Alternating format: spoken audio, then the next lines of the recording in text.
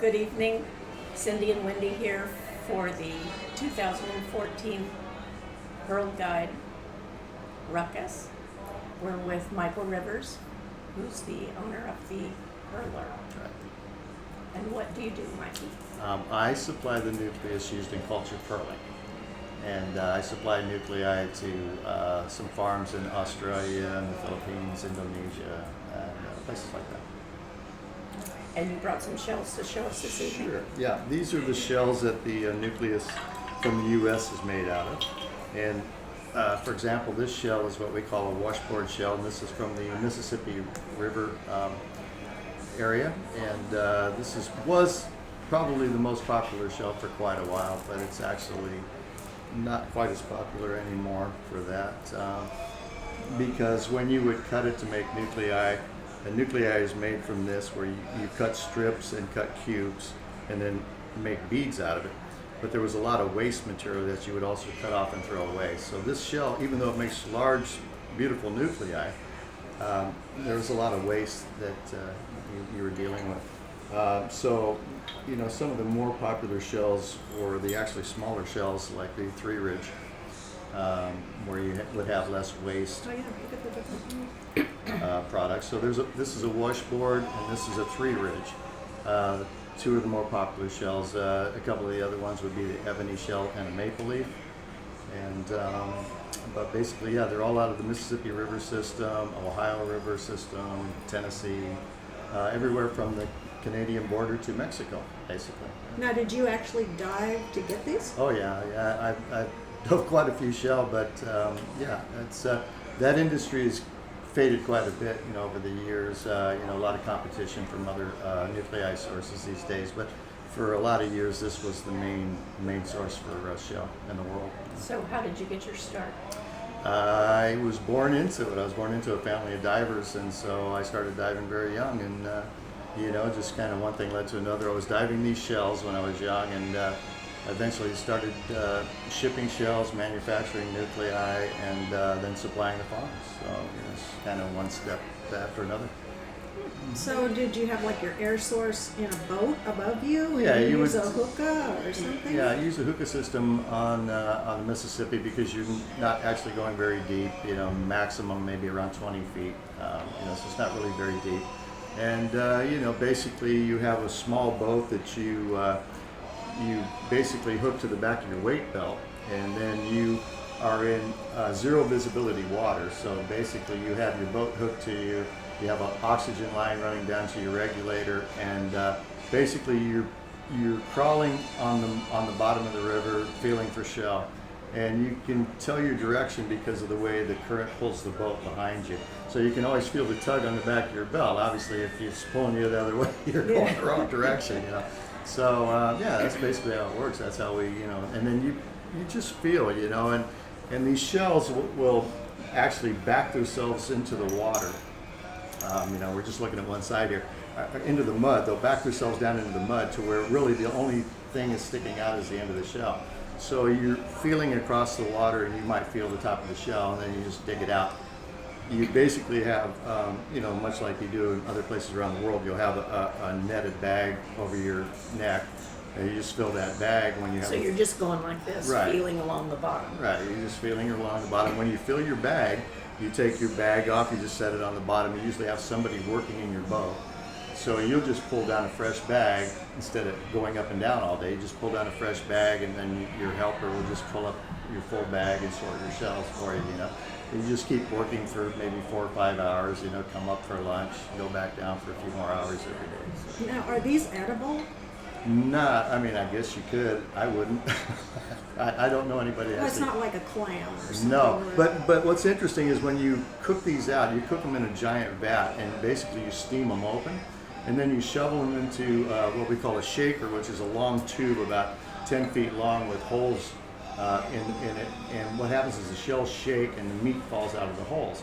So you end up with a pile of meat underneath these things that you just basically shovel into 55-gallon drums.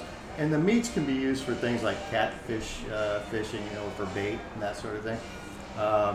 But often I've seen other people that, well, they'll take and put them in barrels until they rot, and then wash the meat out through screens because there's pearls off in the meats. There's a lot of freshwater pearls in a lot of the Mississippi River system. So I see you brought some nucleus. yeah, these are some of the nuclei. These are the smaller type nuclei that would be used in smaller shells, obviously. So this is sort of what they look like. And these would be first grade, and they roll quite well. They do. Away So from you. what's the difference between the first grade and the second grade? Basically, you have mud streaks, and I don't know if you have some of them over there. Yeah, I picked some of them out earlier that I thought were really pretty. Yeah. Okay, you can see. Okay, so the ones Wendy has in her right hand there, they have stripes in them, and basically what that is layers in the shell where they've been stained. We just call them mud stains. I don't know, precisely what actually stains the material, but it doesn't actually damage the material. It just has a stain. So the ones with the stain are they're fine for nacre that's a dark color, black pearls and that sort of thing. It's fine for that. The white ones are more what you would use for Koya and for South Sea white pearls, because you got white nacre, you might be able to see through thin nacre and be able to see the streak, so it's better to use the white nucleus for that. Wow. So what other uses, I was talking to you earlier, you had other types of things that they use this nacre for. Oh yeah, well they use not so much with these, but obviously with the MOP, for inlay and that sort of thing for like musical instruments or just anything you use for inlay. Buttons. Buttons, yeah. Actually, the whole shell industry in the U.S. started. Most of your buttons in the turn of the century all came from the U.S. and they came from an area called Muscatine, Iowa, and it was actually famous worldwide for producing beautiful pearls out of these. Buttons out of these shells. So there was quite an industry involved in that, and even when people would find a nice pearl in a shell, it would cause a pearl rush, like you would have a gold rush. Hundreds and sometimes thousands of people would show up because they heard a beautiful pearl was found in some odd lake somewhere in the middle of the Midwest, and people would rush it or try to find another one, of some value. But eventually, they found that this was a really good product for using for nucleus, for pearls, and it became really popular for that, and all through the 80s and early 90s. They were fished very heavily for nuclei production in Japan. Okay, so is there a reason why they use this instead of maybe plastic inside? Well, I think, obviously the expansion and contraction rate was the same as the nacre on the outside of the pearl, so that was really handy. You didn't have to worry about cracking your pearls.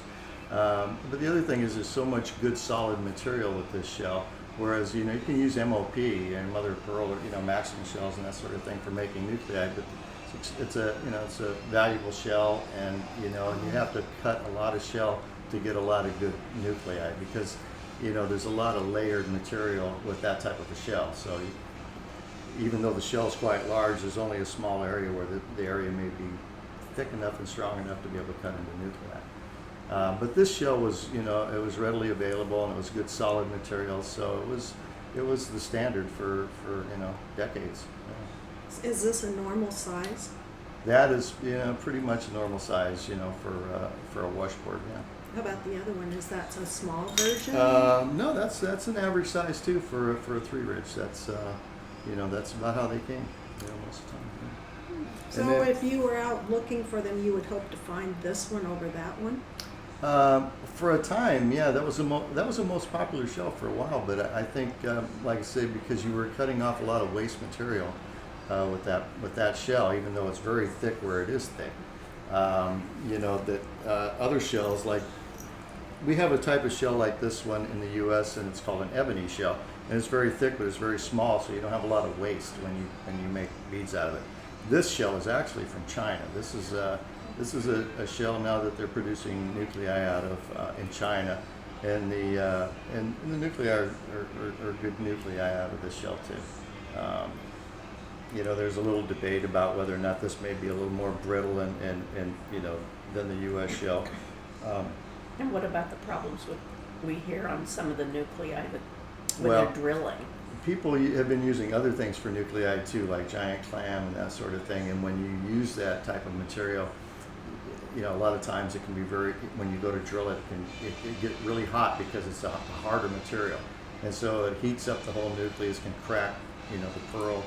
And actually, you know, there's been some use of that material a lot in the last few years because, you know, ever since there was kind of an economic collapse for a while, people are looking for cheaper ways to implant their oysters. So they went with cheaper material, and often that material, you know, it's just Substandard. It's substandard, and so, you know, I've actually been approached, you know, at trade shows by, you know, by vendors who are wondering why their pearls are cracked, you know, and often it's because they're, you know, they may have giant clam or that's, you know, like I say, you know, not as good a product inside, you know, as good a material.